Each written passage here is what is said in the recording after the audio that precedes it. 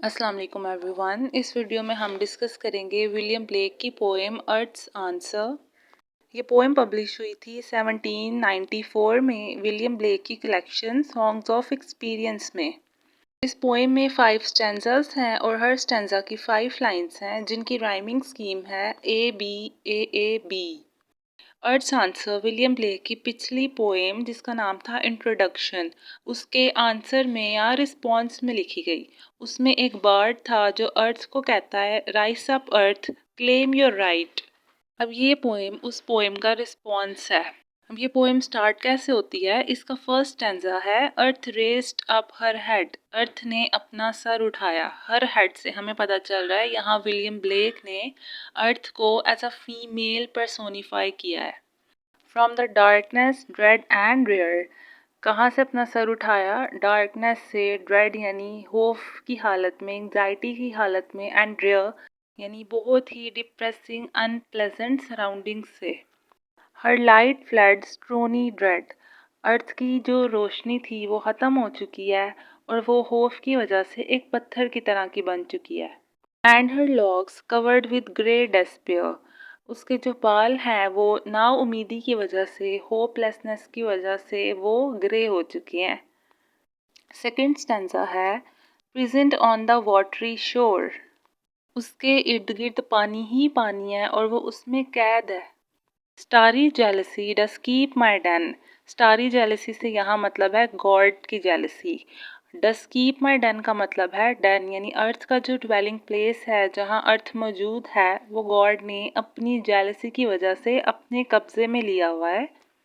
Cold and होर weeping over, अर्थ का जो प्रिजन है उसकी वजह से वो बहुत कोल्ड है और सर्दी की वजह से वो सफ़ेद पड़ रही है और बहुत ही ओप्रेस्ड और डिप्रेसिंग सिचुएशन में है। और वीपिंग का मतलब होता है रोना और अर्थ अपनी हालत पे रो रही है।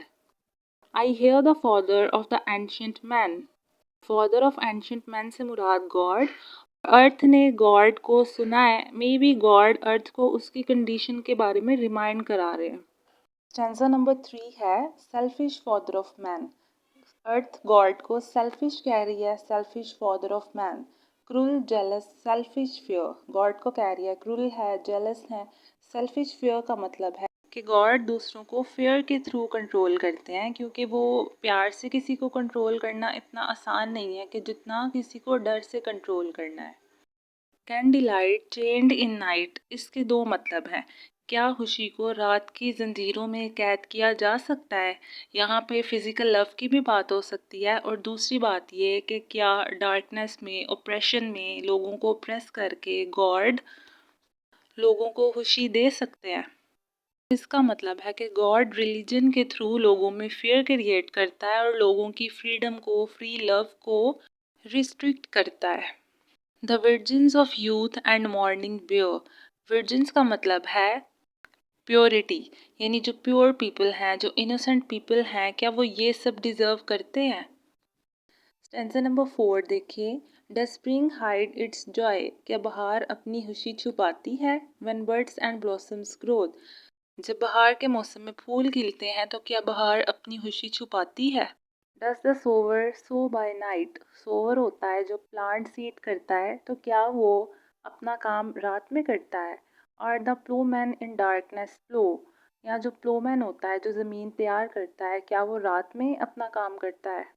तो यहाँ पे विलियम ब्लेक कहना चाह रहे हैं कि जिस तरह से सोवर, स्प्रिंग और प्लोमैन अपना काम ओपनली और खुशी से करते हैं, इसी तरह ह्यूमंस को भी अपनी लाइफ को फ्रीली जीना चाहिए, बजाय कि वो किसी रिलीजन को फॉलो करके अपने आप को रिस्ट्रिक्ट करें, अपने आप को प्रेस करें। उन्हें चाहिए कि वो अपनी खुशी को फ्रीली सेलिब्रेट करें।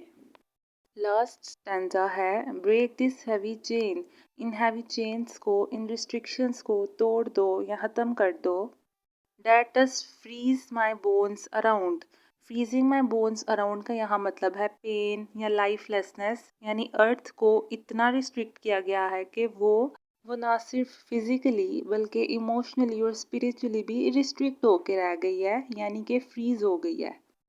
Selfish when eternal Ben, selfish when यानी जिसने भी ये चेन्स क्रिएट की हैं वो बहुत ही सेल्फिश है, बहुत ही प्राइड है और अपने आप को सुपीरियर समझता है। इटर्नल बेन, इटर्नल यानी कि ये जो कर्स है ये कभी ख़त्म नहीं होगी, और बेन कि ये कर्स एक डेडली पॉइजन की तरह है, कभी ना ख़त्म होने वाली कर्स है। Debt free love with bondage bond, वो कह रहा है कि लव को फ्री होना चाहिए पर उससे कंट्रोल किया जाता है। रूल्स हैं बहुत सारे, फियर और गिल्ट के थ्रू लव को, फ्री लव को कंट्रोल किया जाता है। यानी विलियम ब्लेक इस पोएम में ऑर्गेनाइज्ड रिलीजन की बात कर रहे हैं कि जो लोगों की फ्रीडम को रिस्ट्रिक्ट करता है, फ्री लव को रिस्ट्रिक्ट करता है और लोगों को फियर के थ्रू, रूल्स के थ्रू कंट्रोल करता है। विलियम ब्लेक जो थे वो रिलीजन के काफ़ी अगेंस्ट थे, जो स्पेशली ऑर्गेनाइज्ड रिलीजन्स हैं उनके बहुत अगेंस्ट थे, और उनके अकॉर्डिंग गॉड से अपना खुद का एक डीप कनेक्शन, एक स्पिरिचुअल कनेक्शन बनाना चाहिए बजाय कि किसी रिलीजन को फॉलो करें। आई रियली होप आपको इस पोएम की समझ आई होगी। इसके अलावा मैंने विलियम ब्लेक की 2 और poems the divine image and infant sorrow के भी लेक्चर्स अपलोड किए हैं, जिनका लिंक आपको डिस्क्रिप्शन बॉक्स में मिल जाएगा।